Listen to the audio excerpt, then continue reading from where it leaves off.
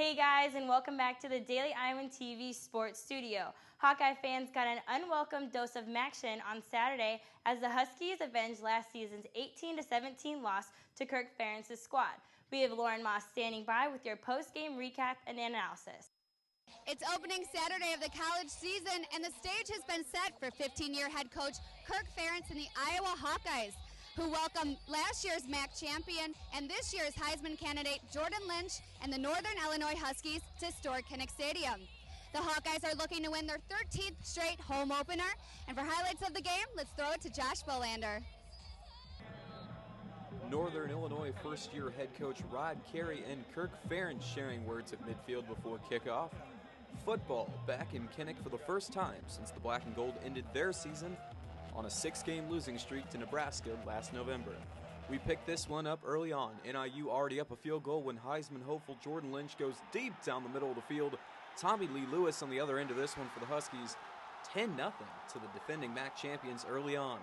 After the Iowa offense stalled on their next drive, NIU's Luke Eakes gets out into space, but Christian Kirksey's there to set the tone for the Iowa defense. The stick, the rip, and you know the rest. The big man's going the other way. 48 yards to pay dirt. Black and Gold back on track 10-7 after 1 quarter of play.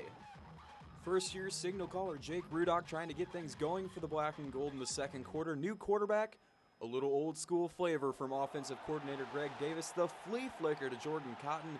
53 yards down to the NIU 12-yard line, and then it's Rudock to C.J. Fedorowicz. Iowa rolling 17-10. Huskies would respond, though. Angelo Sebastiano's fantastic grab here sets up the deep wheel route to who else? Tommy Lee Lewis, his second of the day. Things knotted back up at 17 apiece.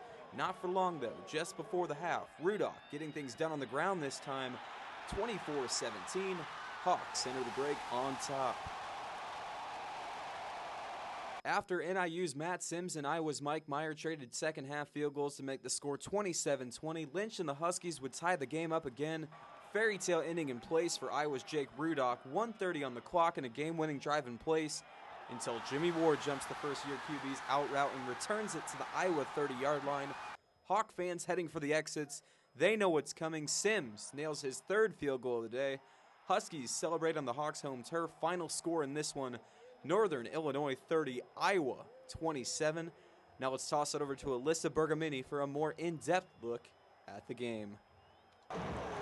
The offseason is in the past for the Hawkeyes, and Kinnick Stadium was roaring on opening game day. While trying to escape last year's 4-8 record, the football team began their season in a crucial non-conference game against quarterback Jordan Lynch and the Huskies of Northern Illinois. With 6 returning defensive starters, James Morris led with an experienced linebacking corps, alongside Anthony Hitchens and Christian Kirksey.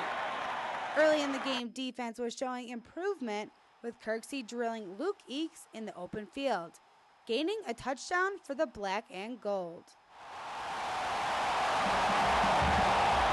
But a field goal soon reverted it back to NIU's game.